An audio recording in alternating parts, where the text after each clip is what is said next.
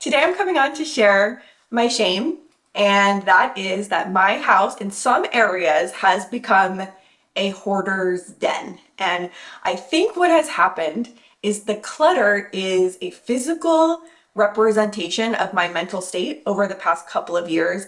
And that is, there are certain things I just didn't have the mental capacity or emotional capacity to deal with, so I shoved them away. Usually clutter isn't about the clutter. It's about something bigger, deeper, something emotional. So in my case, this room, we're sitting right here, it got so bad, like anything that I had and I just couldn't deal with, I shoved it in this room. And it's like embarrassing. I was so embarrassed. I didn't even want to show my own mom because I was like, I cannot show a soul how bad this room got. And then so I sent it to my mom, and my mom's like, I hope you filmed this. And I said, no, I'm like embarrassed to even show you. And she said, that's exactly why you should show it. Because I think not everyone, but a lot of us have let things get really bad in some area of your life, whether it's clutter, whether it's not dealing with some kind of admin or your physical health, and that is okay. So the first thing that we need to discuss, I have compassion for myself because I wasn't able to handle it at the time.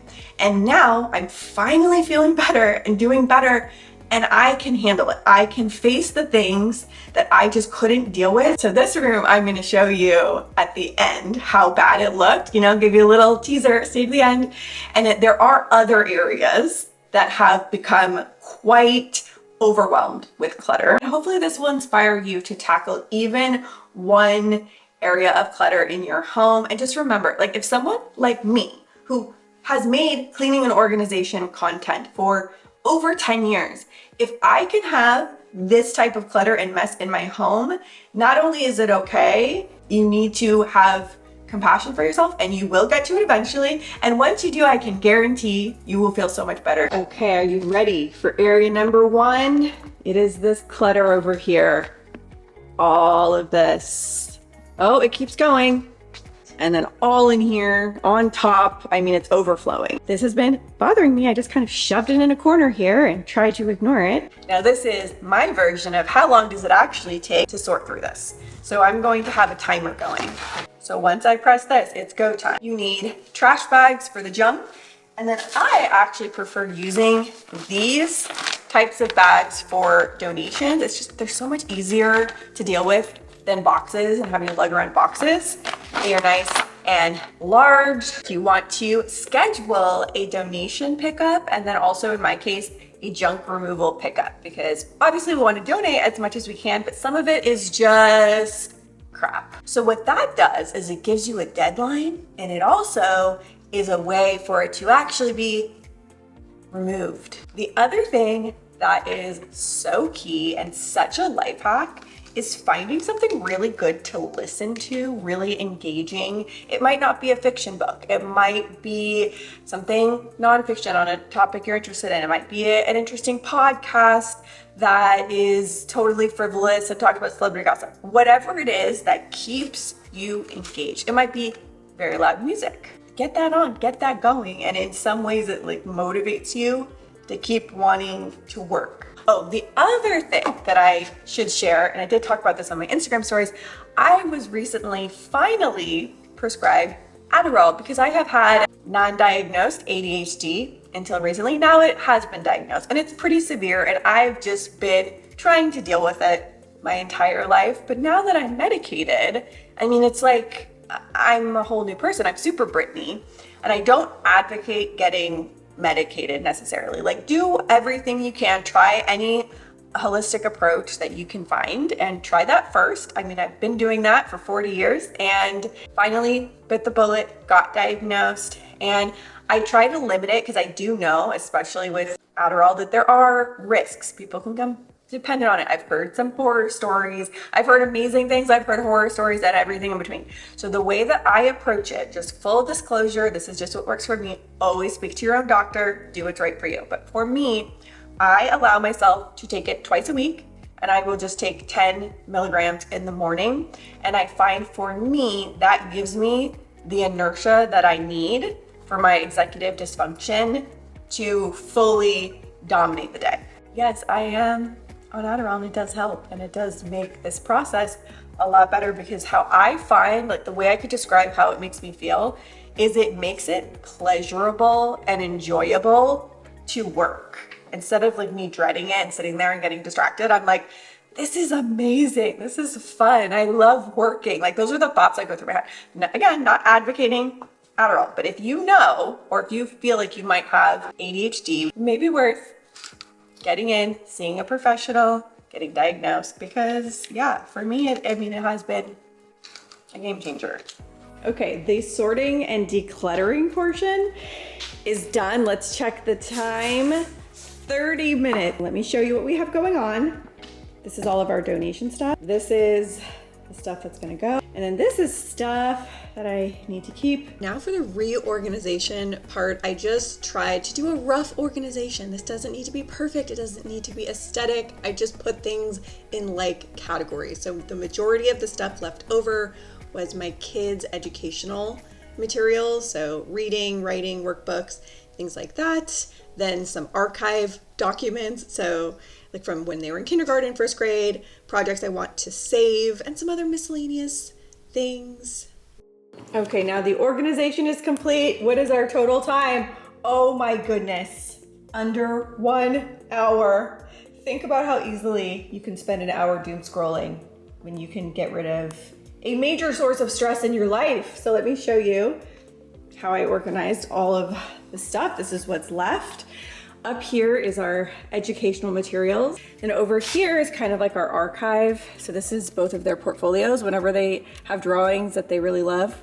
We have Carter's portfolio, Capri's portfolio, important documents to keep. I have books. This is miscellaneous cameras, printers, technical computer items. And then this is all my nail supplies. Okay, now I will show you how I organized all of their arts and craft supplies, because we have a lot of it and it needed a better system. So we have acrylic markers, gel pens, scissors.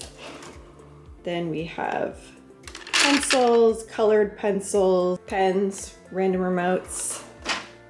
This drawer. I love having this battery organizer. There's one thing that makes me feel like I have my life together. It's having your batteries organized. Then I have the quick box. This just has plain paper, their drawing pads, because this is what they use most. So I have this ready to go with the pencils here. So they need something quick to do. I just pull this out. Alcohol pens and all of the coloring supplies are here because that's what they use the second most often. And then I have, here's other drawing and art supplies and craft supplies. And yes, I do have this in the kitchen because they tend to do their arts and crafts on the kitchen island, so I want it close by. Okay, before we get to the really bad one, I wanted to tackle these drawers. They've got so cluttered. I've organized these a few times. I don't know what happened. I'm just, again, we're not judging, okay? We listen and we don't judge. Like random beauty stuff. The drawers won't even close. Like this is just embarrassing. Oh my gosh. Let's set the timer for this because I feel like these drawers we could knock out. Okay, starting the timer for Clutter Zone 2. This has been stressing me out because as you saw, I can barely even close these drawers. What's even in here? I see like rogue hair extensions. It's nasty. And again, I am showing you this. I'm exposing myself because I want any of you watching who may have something similar, I don't want you to feel bad. If I don't feel bad, you're not allowed to feel bad. We're all human. Things happen, clutter accumulates, you may be going through things, or maybe even if you're not, it's okay. That is the message of this video, and it actually takes a lot less time than you think to actually tackle it, so I hope you will find this inspiring. And if there's one area that I recommend you do first, before anything else, that will give you the momentum, that will give you the confidence, is a set of drawers like this, because I was able to both declutter and reorganize these whole sets of drawers, including my makeup drawers, which I will show you, in under 45 minutes. The one thing I noticed here as I was decluttering these drawers is I had so many rogue charging cords. I don't know what they charge. I don't know if I need them.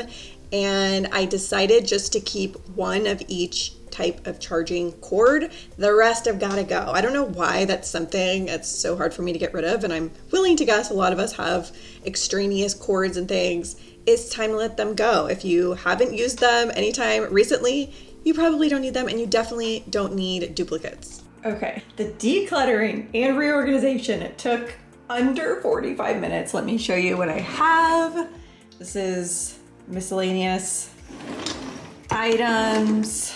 We have my nighttime hot rollers, extra floss, hair and scalp oil, pimple patches, and then these are like my daily items: brush, kids toothbrush, little hair ties, floss, hair clips, things like that. I still have this on here. This is hair care that I use regularly, and then face, deodorant, and then I still have this. This is where I keep my tanning supplies and extra hair care items, things like that. I was on a roll. Once you start decluttering, you kind of get on a roll.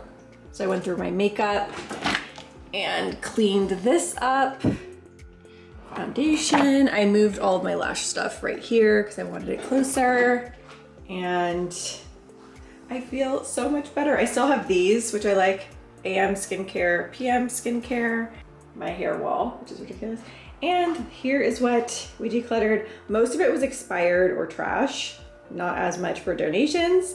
But the moral of the story is I feel so much better and happier, and it was 45 minutes of my life. Okay, now what you've all been waiting for, what you saw in the thumbnail. I wish that was clickbait, you guys, I do. But look at this room. This is my room of shame. This is a physical representation of how my mental state has been over these past 2 years. Anytime you've seen me on camera, I have been barely pulling it together just to get by. And so things got bad. This is mostly kid crap. It is extra toys, things, stuffed animals, boxes, just stuff I didn't want to deal with. So this is about halfway through the process. I did not film myself doing this because I was so ashamed. I didn't plan on showing any of this. I know some of you guys are gonna judge me, but 5 hours later, this is what the room looks like. And the biggest thing I have to say is when I pass this room now, I feel joy. I feel so happy and light and so much better. So now I have to decide what I'm going to do with this room. Let me know your ideas in the comments. And I hope this inspired you to maybe do your own decluttering. Thank you for being here and for watching. I love and appreciate you all. And I will see you soon with a new video.